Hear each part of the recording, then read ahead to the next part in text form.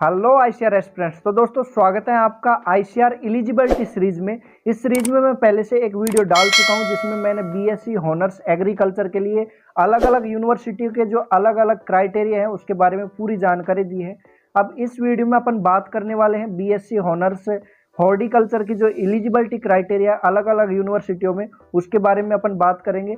क्यों अपन को जानना जरूरी है, पहले इसके बारे में मैं आपको थोड़ा सा बता देता हूँ। उससे पहले मैं चाहूंगा कि अगर आपने बीएससी हॉनर्स एग्रीकल्चर वाला वीडियो नहीं देखा है कि उसमें कौन कौन सी यूनिवर्सिटी के लिए क्या क्या एलिजिबिलिटी क्राइटेरिया है, तो उसका लिंक मैं अपने डिस्क्रिप्शन में दे रहा हूँ। इस वीडियो को देखने के बाद में आपको उस वीडियो को जरूर देखना है। अब सबसे मेन मुद्दे पे आते हैं कि क्यों आपको जानना जरूरी है एलिजिबिलिटी क्राइटेरिया के बारे में। मान लीजिए आप पीसीएम के स्टूडेंट हो और आप किसी एक ऐसी यूनिवर्सिटी को भर देते हो जहां पर पीसीएम का स्टूडेंट एलिजिबल ही नहीं है, और उसके बाद में आप चॉइस फिलिंग भर दोगे, उसके बाद वो यूनिवर्सिटी आपको मिल जाएगी।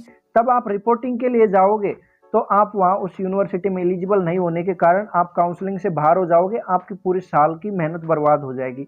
इसलिए मैं बोल रहा हूँ कि आपको इन जो यूनिवर्सिटी है अलग अलग कोर्स के हिसाब से अलग अलग एलिजिबिलिटी क्राइटेरिया, इसको जानना बहुत ज़रूरी है। यह आपके काउंसलिंग में बहुत ज़्यादा हेल्प करने वाला है।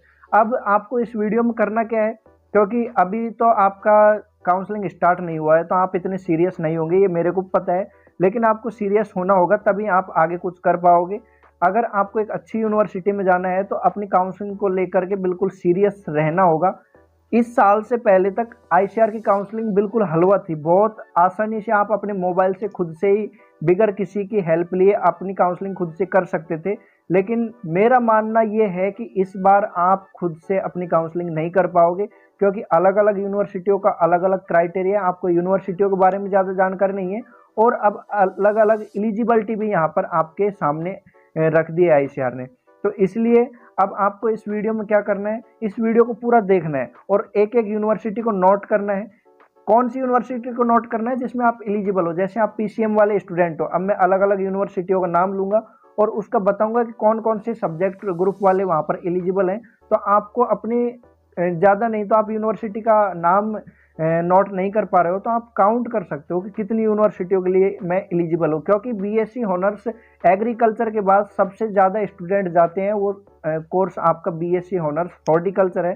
तो इसलिए चलिए दोस्तों, मैं आपको एक एक यूनिवर्सिटी के बारे में बताता हूँ और वीडियो के लास्ट में अपन कुछ इंपॉर्टेंट डिस्कशन करेंगे इस एलिजिबिलिटी क्राइटेरिया के बारे में, और क्या मैं आपके लिए कर सकता हूँ वो भी मैं आपको इस वीडियो के अंत में बताऊंगा। तो सबसे पहले मैं आपको एलिजिबिलिटी क्राइटेरिया के बारे में बता देता हूं। तो चलते हैं अपनी मोबाइल स्क्रीन पर और मैं वहां आपको एक एक यूनिवर्सिटी के बारे में जानकारी देता हूं। तो चलिए दोस्तों शुरू करते हैं। यहाँ पे मैं आपको एलिजिबिलिटी क्राइटेरिया बताऊंगा, साथ में आपके आईसीआर कोटा में कितनी सीट है, ईडब्ल्यूएस की कितनी सीट है, और साथ में अपन देखेंगे कुछ रिमार्क। सबसे पहले अपनी यूनिवर्सिटी आती है आचार्य नरेंद्र देवा university of agriculture and technology. ये आपकी अयोध्या यूपी में है। इसमें आपके agriculture PCB PCM and PCMB वाले स्टूडेंट एलिजिबल है। 20 सीट आपकी यहाँ पर आईसीआर की है और 2 सीट आपकी यहाँ पर ईडब्ल्यूएस के लिए। यहाँ पर ये रीमार्क दिया हुआ है, आप वीडियो को पॉज करके पढ़ सकते हो। दूसरा बात करते हैं अगली यूनिवर्सिटी की, तो एग्रीकल्चर यूनिवर्सिटी कोटा राजस्थान।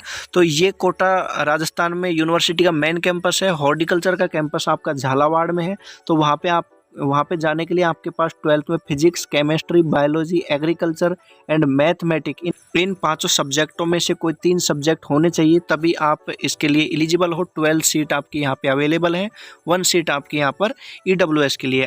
तो अगली यूनिवर्सिटी आती है आपकी आनंद एग्रीकल्चर यूनिवर्सिटी गुजरात में। तो यहाँ पर जो आईसीआर की एलिजिबिलिटी क्राइटेरिया है वही आपका यहाँ पे है कि मतलब जो सब्जेक्ट से आपने 12th में पास किया है उसी सब्जेक्ट से आपने सीयूईटी का एग्ज़ाम उन्हीं डोमेन से आपका अटैम्प्ट हुआ होना चाहिए, तभी जाकर आप इसी में एलिजिबल हो। तो यहाँ पर आपकी 14 सीट दी हुई हैं। अब बांडा यूनिवर्सिटी ऑफ एग्रीकल्चर टेक्नोलॉजी बांडा, तो यहाँ पे आपका agriculture PCB PCM and PCMB वाला स्टूडेंट एलिजिबल है। यहाँ पर आपकी 22 सीट आपको देखने को मिलती है हॉर्टिकल्चर के लिए और 2 सीट आपकी ईडब्ल्यूएस के लिए। अब अगली बात करते हैं विधान चंद्र कृषि विश्वविद्यालय। ये आपका वेस्ट बंगाल में है। यहाँ पे आपको फिजिक्स, केमिस्ट्री एंड बायोलॉजी के साथ में इंग्लिश सब्जेक्ट भी चाहिए होगा और आपके 8 सीट यहाँ पे अवेलेबल हैं। अगली यूनिवर्सिटी आती है बिहार एग्रीकल्चर यूनिवर्सिटी साबौर भागलपुर में है। तो यहाँ पे आपके सभी तरह के स्टूडेंट एलिजिबल है, PCB, PCM, PCMB, ABC, MCA and MBA। तो यहाँ पर आपकी 10 सीट है ICR के लिए और 1 सीट आपकी EWS की है। अगली यूनिवर्सिटी आती है आपकी central agriculture university Imphal Manipur. तो यहाँ पर आपका फिजिक्स केमिस्ट्री मैथ यानी कि PCB and PCMB PCM and inter agriculture, मतलब कि यहाँ पर भी सभी तरह के स्टूडेंट मैथ बायो एग्रीकल्चर तीनों तरह के स्टूडेंट एलिजिबल हैं। 18 सीट आपको यहाँ पर ICR के लिए मिल जाएगी, 2 सीट आपको EWS के लिए मिल जाएंगी। अब अगली बात करते हैं अपन Chandrashekhar Azad university of agriculture and technology Kanpur. तो यहाँ पर आपका agriculture PCB PCM and PCMB वाला स्टूडेंट एलिजिबल। 9 सीट आपको यहाँ पर ICR कोटा मिल जाती है, 1 सीट आपकी यहाँ पर EWS के लिए है। अगली यूनिवर्सिटी है डॉक्टर भाला साहब सावंत कोकण कृषि विश्वविद्यालय धापोली। तो यहाँ पर आपका PCB PCMB एंड PCM और inter agriculture pass with English, मतलब यहाँ पर इंग्लिश सब्जेक्ट भी आपको चाहिए बाकी सब्जेक्टों के साथ में, और आपकी 12th सीट है और 1 सीट आपकी EWS की है। अगली यूनिवर्सिटी की बात करें तो डॉक्टर पंजाब राव देशमुख कृषि विश्वविद्यालय अकोला में। तो यहाँ पर आपका इंग्लिश मीडियम का स्टूडेंट एलिजिबल है। अपन ने एग्रीकल्चर के जो BSc एग्रीकल्चर की एलिजिबिलिटी देखी थी उसमें भी ये सेम ही क्राइटेरिया है, और आपकी 11 सीट है यहाँ पर हॉर्टिकल्चर के लिए, 1 सीट आपकी यहाँ पर EWS के लिए है। तो अपनी अगली सेंट्रल यूनिवर्सिटी है doctor Rajendra Prasad agriculture university Samastipur Bihar. तो यहाँ पर आपका PCB PCMB PCM और इंटर एग्रीकल्चर वाला स्टूडेंट एलिजिबल है। 50 सीट आपको यहाँ पर मिल जाती है, 5 सीट आपकी EWS की। तो अपनी अगली यूनिवर्सिटी है doctor YSR horticulture university Andhra Pradesh की यूनिवर्सिटी है। फिजिक्स केमिस्ट्री एंड बायोलॉजी वाले स्टूडेंट यहाँ एलिजिबल है। 60 सीट है हॉर्टिकल्चर के लिए, 6 सीट आपकी यहाँ पर EWS के लिए। ये कुछ रिमार्क दिया हुआ है, ये एज से रिलेटेड है, आप इसको देख सकते हो।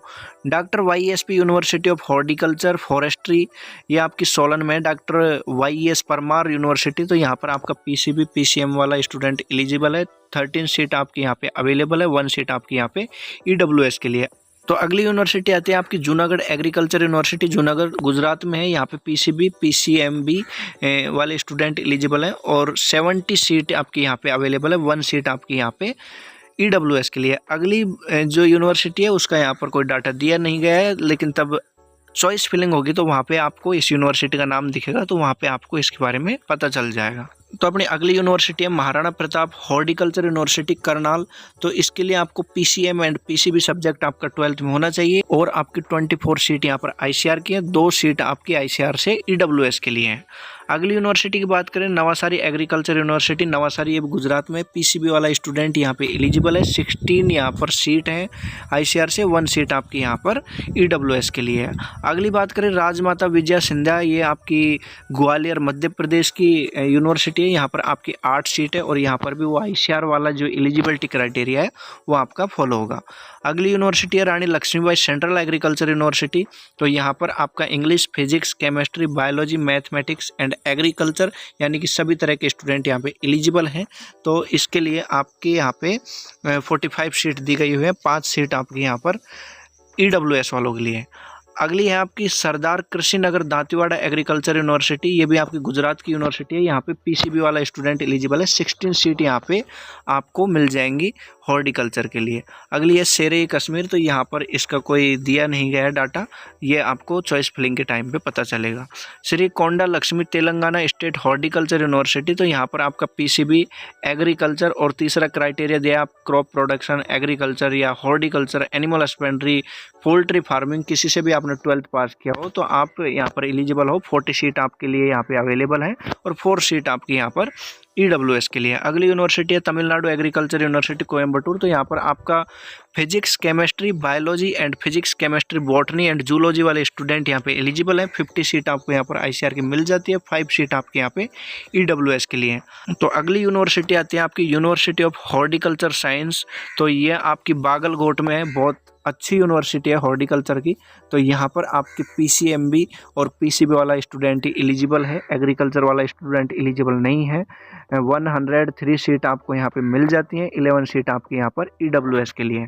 अगली यूनिवर्सिटी की बात करें तो उत्तर बंगा कृषि विश्वविद्यालय, ये आपका वेस्ट बंगाल में है। तो यहाँ पे physics chemistry biology and agriculture वाला स्टूडेंट एलिजिबल है और यहाँ पे आपकी 7 सीट आपको देखने को मिल जाती हैं।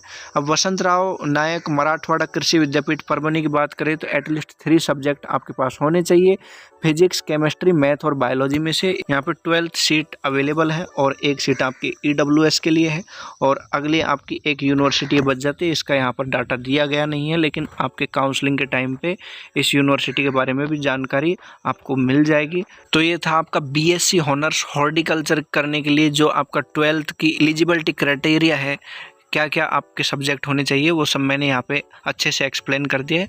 तो मिलते हैं। तो देखा आपने, बहुत सारी यूनिवर्सिटियों में आपके पीसीएम वाले स्टूडेंट एलिजिबल नहीं है, बहुत सारी यूनिवर्सिटियों में आपके एबीसी वाले स्टूडेंट एलिजिबल नहीं है, और एक यूनिवर्सिटी पंजाब राव देशमुख में आपके हिंदी मीडियम वाले या अदर स्टेट तमिल मीडियम या मलयालम मीडियम, तेलुगु मीडियम, अलग अलग जो मीडियम वाले स्टूडेंट है वो एलिजिबल नहीं है, केवल इंग्लिश मीडियम वाले बंदे ही वहाँ पे एलिजिबल है। बहुत ज़्यादा, बहुत गंदा तरीके से एलिजिबिलिटी क्राइटेरिया अलग अलग यूनिवर्सिटियों ने तैयार किया है। इस साल हर एक स्टूडेंट के लिए डिफ़िकल्टी यहाँ पर क्रिएट कर दी गई है। तो इसका सॉल्यूशन आपके लिए यही हो सकता है कि आपको अभी से सावधान रहना है। कौन कौन सी यूनिवर्सिटी है, कौन कौन सी यूनिवर्सिटी में हम जा सकते हैं, वो सारी बातें आपको पता होंगी, तो आपके चॉइस फिलिंग के टाइम में बिल्कुल आपको परेशानी नहीं आएगी। फिर भी मैं सोच रहा हूँ कि अपने चैनल पर आपके लिए एक काउंसलिंग हेल्प प्रोग्राम स्टार्ट करूँ। अब आप सोच रहे होंगे कि भैया क्या पेड काउंसलिंग स्टार्ट करने वाला हूँ? नहीं भैया, पेड काउंसलिंग स्टार्ट नहीं करने वाला हूँ, क्योंकि पेड काउंसलिंग में आपने देखा है 500 से स्टार्ट होता है, 3000 तक जाता है, लोग ऐसे कर रहे हैं। लेकिन अपने चैनल पर मैं बिल्कुल हेल्प करने के लिए, स्टूडेंटों की हेल्प करने के लिए इस चैनल पर आया हूँ। तो एग्रीकल्चर के स्टूडेंटों का हेल्प करना मेरा पहला फर्ज बनता है। तो एबीसी वाले ग्रुप के लिए मैं यहाँ पर स्पेशली कुछ करने वाला हूँ। तो आपको इसके लिए इस चैनल को सब्सक्राइब कर देना है। जो भी सरप्राइज होगा वो मैं आपको बताऊँ। बिल्कुल मिनिमम प्राइस में अपन आपकी कुछ चॉइस फिलिंग में हेल्प करने वाले हैं। तो अभी इस पे मैं काम कर रहा हूँ कि किस तरह से मैं आपकी अच्छे से हेल्प कर पाऊँ। पूरा एक प्लान तैयार करेंगे, उस हिसाब से आगे बढ़ेंगे। तो आपके क्या सजेशन है वो आप मेरे को बता सकते हो कि मुझे करना चाहिए कि ऐसा नहीं करना चाहिए, क्योंकि बहुत सारे बंदे ऐसे हैं कि भैया आप तो पेड काउंसलिंग के खिलाफ बोलते थे, अब आप खुद ही पेड काउंसलिंग करने लग गए। तो ऐसे वचन मेरे को सुनने को ना मिले, उससे पहले ही मैं कुछ ऐसा करूंगा कि जिससे आपको भी हानि ना हो। तो इस तरह से अपन कुछ करने वाले हैं। तो आपके विचार मैं जानना चाहता हूँ कि आपके विचार क्या है, मुझे ऐसा करना चाहिए कि नहीं करना चाहिए। लेकिन जो मैं कर सकता हूँ वो मैं आपके लिए करूँगा। तो आज की वीडियो में बस इतना ही था। अगर आप फॉरेस्ट्री में जाना चाहते हो तो अभी तो मेरा कोई प्लान नहीं है कि फॉरेस्ट्री का मैं एलिजिबिलिटी क्राइटेरिया आपको समझाऊं। लेकिन आप सोच रहे हो कि भैया मेरे कम नंबर हैं, मुझे तो BSc honours agriculture, BSc honours horticulture नहीं मिलेगा, मैं तो फॉरेस्ट्री मिलेगा, तो फॉरेस्ट्री में भी चल जाऊंगा। लेकिन मुझे पता तो हो कि कौन सी यूनिवर्सिटी में मैं एलिजिबल हूँ फॉरेस्ट्री की। तो इसके लिए आपको कमेंट करना है। मैं फॉरेस्ट्री के लिए भी आपके एलिजिबिलिटी क्राइटेरिया आपको समझा दूंगा। आगे फिशरीज या सेरिकल्चर सबके लिए मैं आपके लिए वीडियो बनाने के लिए तैयार हूँ, लेकिन आपका सपोर्ट मुझे चाहिए। अब मैं देख रहा हूँ कि लोग वीडियो देख के निकल जाते हैं, चैनल को सब्सक्राइब नहीं करते हैं और वीडियो को लाइक नहीं करते हैं। आप मेरी वीडियो जाकर देखो, हजार उस पर व्यू आ रहे हैं, लेकिन अगर लाइक की बात करें तो 40-50 लाइक आ रहे हैं। तो भाई किस हिसाब से मेरे को अगली वीडियो बनाने के लिए मोटिवेशन मिलेगा? तो आपका सपोर्ट बहुत ज़रूरी है, सपोर्ट के बगैर कुछ नहीं हो सकता। तो आशा करता हूँ आपको ये वीडियो पसंद आया होगा। अगर ये वीडियो पसंद आया तो इस वीडियो को लाइक करना, चैनल को सब्सक्राइब करना, दोस्तों के साथ शेयर करना। मिलते हैं किसी नई वीडियो में नई जानकारी के साथ। आपने हमारा पूरा वीडियो देखा, आपका हृदय की गहराई से प्रेम पूर्वक बहुत बहुत धन्यवाद। Thanks for watching.